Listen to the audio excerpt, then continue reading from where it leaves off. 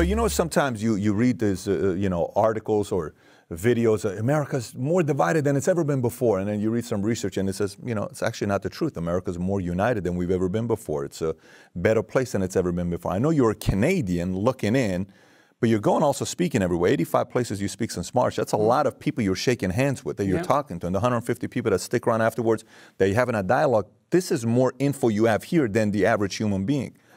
What are you feeling about the conditions of America? Are we more divided than we've ever been before, or are we actually... We're definitely not more divided than we've ever been before, because, I mean, you guys had a civil war, and we're certainly not at that point. And I don't think that the current division is any greater than it was in the 1960s. In fact, I think it's less.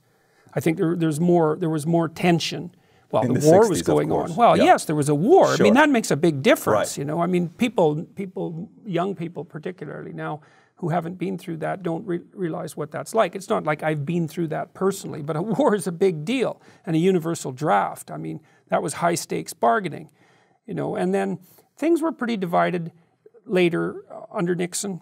That was the end of the 60s. And then they were divided again under Reagan. There were huge scale protests under Reagan, and the Cold War had really heated up, and everyone was afraid that we were going to push the nuclear button. And so there was plenty of division then. Even in my lifetime, I've seen times when I think that your country, the United States, was more divided than it is now. There is a fair bit of polarization now. I know that if you look at what's happened to political attitudes, the typical Democrat has moved farther to the left over the last 20 years. The Republicans haven't moved that much. They're still the median Republican is still relatively close to the center. But I think a lot of the polarization is actually being driven by the death of the mainstream media. Like, you know, you always want to look at what the consequence of a technological transformation is. And this is a big transformation. You know, there used to be flagship media sources that were basically attempting to give a balanced picture, and I think they did a pretty good job 30 years ago. Time magazine, even the mainstream news programs, they had a professionalism that was associated with their journalism that had some degree of objectivity, and that's fragmented. And it's fragmenting because there's all these media sources, like innumerable media sources. And so it's driving people who are trying to get attention to desperation, and they exaggerate the polarity.